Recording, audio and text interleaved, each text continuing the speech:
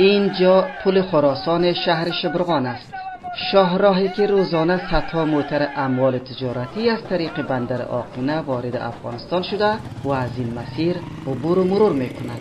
این شاهراه ولایات شمال افغانستان را با کشورهای آسیای میانه وصل می سازد. اما امروز به دلیل مسدود شدن این راه از سوی طرفداران نظام الدین قیصاری تمام موترهای باربری این مسیر در اینجا توقف داده شده و اجازه رفت آمد را ندارند. دینمی مسیرها رفت آمد داریم، موتروان است. اینی 3 روز میشه دینمیجا اینمی راه مسدود است. ما میخوایم اینمی دریورها میخواین یا نه؟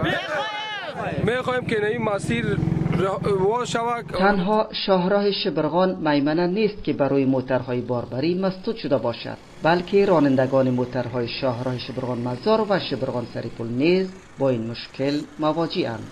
همونطور یک نفر بود نظام قیصاری که بسته بند و همونطور سیل دامش گشتانده شده بود. ایره میبرد دولت کابل.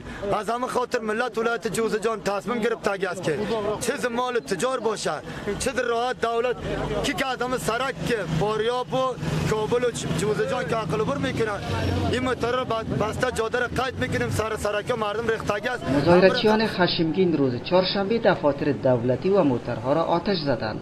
آنها خواهان رهایی هرچه زودتر نظام الدین قیصاری شدند.